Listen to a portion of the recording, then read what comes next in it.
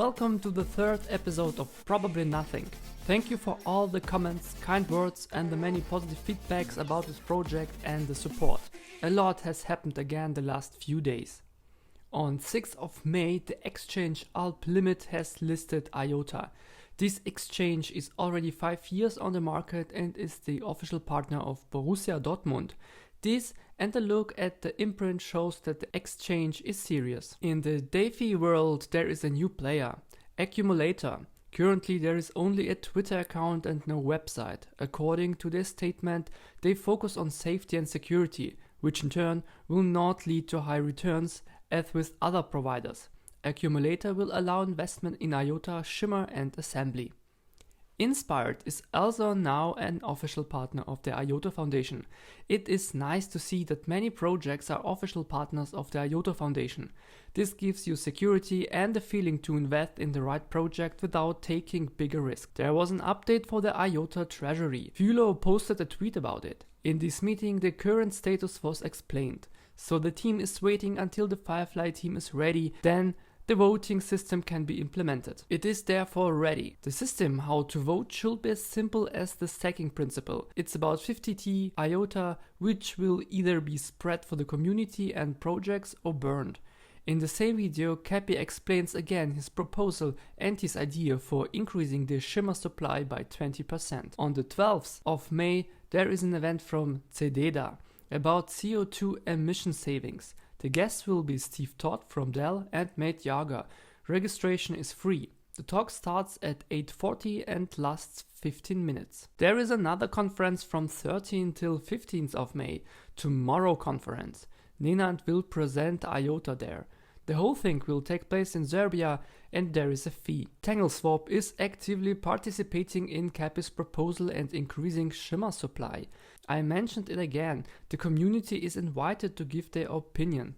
TangleSwap is in favor of the proposal but has doubts if all community members agree with it, because they will be diluted as mentioned in episode 2. Therefore, they have submitted an interesting proposal which I also think is a very good quote.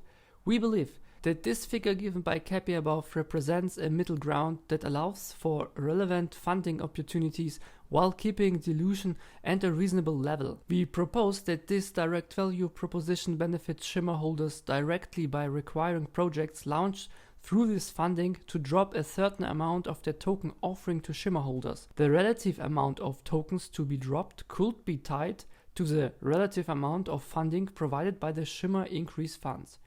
An additional icing on the cake from a game theory perspective could be that only those Shimmer holders who voted for this governance proposal would be rewarded via airdrops. I think the direct participation in project is great, so everyone gets something out of it and participates from the many projects. What do you guys say? SwissOne Capital tweets that they are ready for IOTA 2.0 and encourage the whole crypto community to read the new paper. SwissOne specialized in helping institutional investors invest in crypto. This week, 2 episodes of Thomas came out on his Monaco Podcast. First episode featured a guest none other than Cappy, also known as Rob Dykin. Cappy looks back on 50 years in traditional finance and on the day on the podcast had the last day of work, which he describes as bittersweet. The surprise of the podcast, however, was the introduction of his accumulator.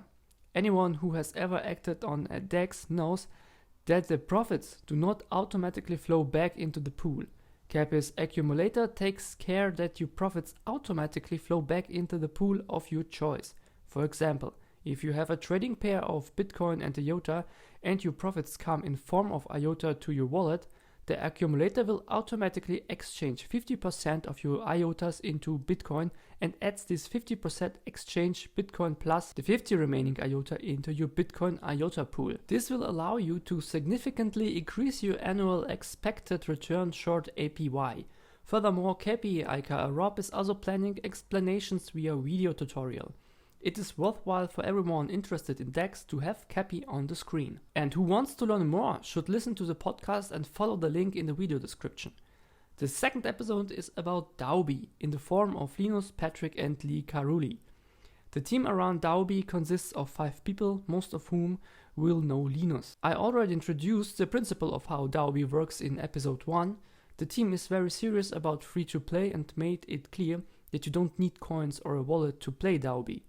Only if you want to get winnings you need a wallet. It is planned to introduce a B token that can then also be clocked. With the Daobi NFTs or NFTs from official partners, the stacking reward increase up to maximum to 90. The tokens will then be needed for special stickers or stuff. It is also several game modes in intention and the far distance, so Linus dreams, the whole thing is an app on a smartphone. This Monday, the IOTA Foundation has also announced an event. On 19th of May, in Berlin, will be a presentation of IOTA, BlackRocket, TangleSwap and RaveSpace. A special highlight at the presentation will be pictures from the IOTA ecosystem projects TangleSwap and TangleHub. An hour later, a new blog post titled Identity on the Edge, where partner Zebra introduces the software development kit SDK consisting of various open source modules called enablers that are used to build and test decentralized solutions. This blog post describes the first enabler open to public feedback, the identity enabler, which can be used to issue, verify and manage decentralized interoperable identities for people, organizations and devices. Use cases could include, and I quote, self-contained identifiers enabled individual to manage and present identities without the instrumentation of a central authority or issuer. For example, health records from a restaurant owner with a Zebra device powered by our SDK can be verified without interacting with an authority endpoint. Trade certificates. Variable claims anchored in decentralized identities can be used to digitalize present various types of certificates associated with trade items, such as voluntary certificates, warranty certificates, and certificates of compliance issued by third parties auditors. Decentralized identity, short DID, for organizations. The main application for organization in global trade. For example, a trader from Kenya creates its decentralized digital identity and receives multiple certificates from Kenya authorities after the required verification process. Decentralized devices identity. Any device, such as printer, scanner or RFID reader used in supply chains can be assigned a decentralized identity and associated credentials by the organization that owns it. This allows all interactions with the device to be recorded and audited, increasing traceability, auditability, security and confidence in an organization's daily operations. Supply chain credentials. We can imagine a truck driver arrive in a warehouse, requesting to load and unload his pallet and presenting only a paper document with the transport order. Zebra and IOTA fit like a glove. The use cases are clear, enrich the economy, not to mention significantly reduce the regulatory burden, which would also reduce costs. We are still on Monday, as the Firefly team also give an update on the developments, and they are really good. First up is the Firefly mobile app, which is still in alpha. It works, but has some features not yet integrated like deep links or biometric support. There have been many reviews and improvements. The team clearly states that the mobile app is not priority, as the stacking, voting, Shimmer and Stardust are much more important, and here we have to clearly agree. As long as the desktop app can do everything, the progress should be in the development of the new modules. This should be close to every community member's heart. Also, the team was able to gain another contributor. But the Stardust update of Shimmer has priority. Here the team is waiting for a library from Rust. When it's ready, the team will integrate everything into the app. But note, the team has decided to temporarily create a separate app for Shimmer. This means that at the launch of Shimmer, you'll be using a different Firefly app version to access your Shimmer tokens. However, once the Stardust upgrade hits the IOTA mainnet, they'll incorporate Shimmer back into the main Firefly app, and you'll then be able to use both Shimmer and IOTA profiles in the same app. Again, this is a welcome development. Yes, it will be 2 programs, but better 2 programs than none at all. And we all want to finally use Shimmer and play with the tokens, don't we? The voting is almost finished, as we suspected above, but now confirmed. The function has been released to a test group. That means we wait what the testers say, then there will be improvements and bug fixes, and then the update will be released to the masses. As further improvements, the sync was addressed. Until now, all accounts were synchronized at the same time, which led to performance losses. Now each one is synced individually.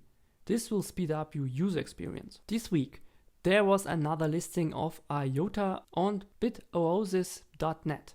This is an exchange of the Arab Emirates. At first glance, it looks seriously. Unfortunately, I did not find a registration number, which is not a bad thing, since other countries have different requirements. On the question of Antonio, whether it around GNU IOTAs, nothing was added. In the comments, it is probably said that is also a BIP20 token. Nevertheless, we welcome the Middle East to our ranks. TangleLabs published their first blog post on Monday. This exciting post is about sovereign identity by Linus Naumann. Anyone interested in learning more about their own data and how our lives are becoming more digital should do so with the introductory blog post, simply clearly stated. And finally, SoonLabs announced that the Launchpad will launch on the 21st of May. Also, new and improvement tokenomics were published on a Medium article. As a bigger relief for everyone, everything remains free of charge. As a new feature, third-party vendors can integrate the various modules themselves into their platforms, but also charge fees for it. Who is interested about the sale and the whole tokenomics should read the blog post. This is linked below, as always. That's it for the third episode of Probably Nothing. At the end, I would like to give a few words of encouragement to all subscribers and IOTA members. Cheer up. I know times are looking red for certain pricing things we're not talking about now. But as always, price isn't everything. If you watch the 4 episodes of Probably Nothing, you'll spend more than 1 hour with news, and that's only been 2 weeks. IOTA is developing incredibly fast. The real solutions are getting closer and closer. Those who still say that IOTA doesn't work and is a poor scam are only comparing the price with the rest of the crypto world. But we all know that it's the action that matter, not the talk. And the deeds of the IOTA Foundation, that many partners and the countless projects is huge. Don't look at the price too often. Watch more Probably Nothing and convince yourself of development, and the rest will come by itself. Until the next episode, bye.